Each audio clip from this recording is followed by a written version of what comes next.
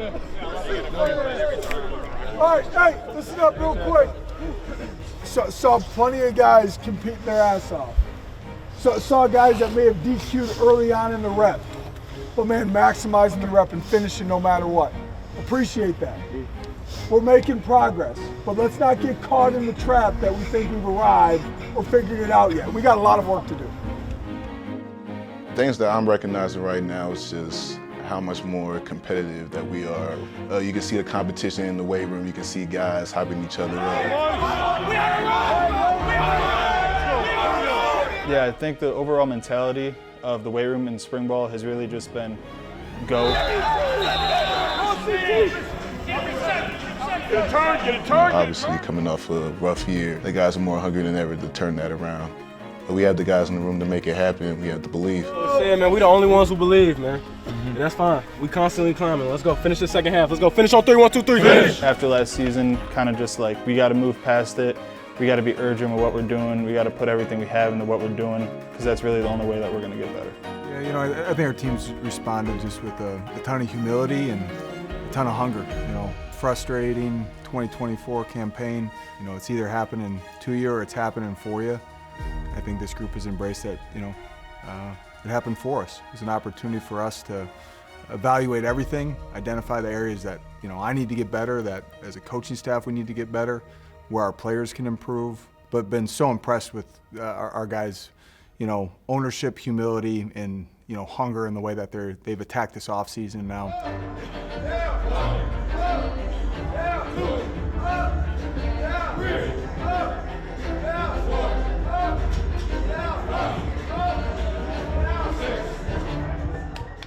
Aristotle Thompson, running backs coach. I got here in January 25. Excited to be a part of the Northwestern Family Football program. After I arrived, very quickly in watching some of the winter workouts of the team, I was able to kind of get a pulse for what the culture of the program was about. And you see intensity within the guys, you sense a hunger, and getting a chance to talk to some of the players about how the previous season went, but more importantly, the way they wanted to work in the off-season really stood out to me about where the team has the opportunity to go.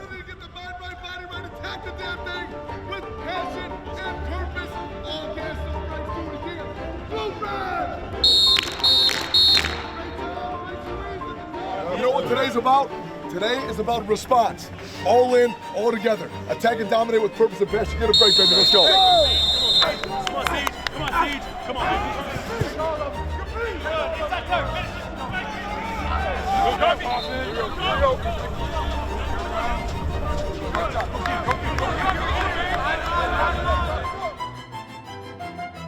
Going through these winter workouts, doing the hard lifts, doing the hard runs, kind of builds camaraderie between guys. Once you get through it, you understand how, you know, you can push yourself and you can do tough stuff, and I think that just helps throughout the season when you get into those tough situations. Off-season training is what builds a team, what builds the culture of the team, but also builds the character of the team. You're gonna find out in the winters, in the summers, what you're about. How close do you bond? We reimagined our offseason a little bit this year. You know, we started off with Football Fridays, which were an opportunity even in the month of January where our coaching staff is all over the country involved in recruiting. And as we got later on into January and really transitioned into February in our prep for spring ball, those Football Fridays turned into Winning Edge, and they're so important for a lot of reasons. You know, comfort is our enemy, you know, and in a Winning Edge, you know, our guys are being pushed. They're being pushed to compete. They're being pushed to, you know, really find how far they can push themselves. I think probably the most challenging thing for the team was definitely the Winning Edge. I feel like that's definitely a tough string of workouts. Well, Winning Edge is such a great thing because in the moment you're going through it, it's one of the hardest things that you've probably done all year. But it teaches us a lot of valuable lessons. One, we got to come together as a team. Two, when you're tired, are you able to focus and still make the plays in the moment that counts? And it's just great to see how much that we banded together during those times, especially at the end of the Winning Edge workouts, after conditioning, when we link up. That's one unit, one chain, and we walk together. We are one unit, we're one breath, so winning is just pretty great for that.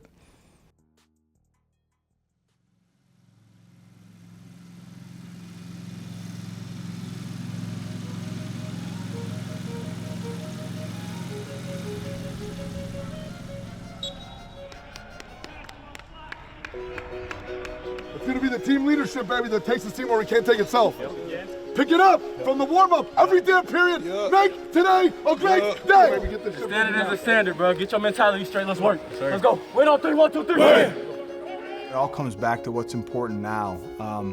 You know, we're not going to win a game in April, but the things that we're doing are directly going to affect the foundation that we're building that is going to have direct impact on our ability to consistently win games in the Big Ten come fall.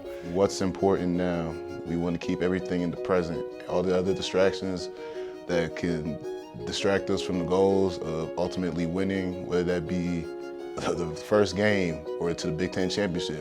We got to focus what's on the moment right now, on that single play, on that single coaching point, because that's what's going to help us improve ultimately.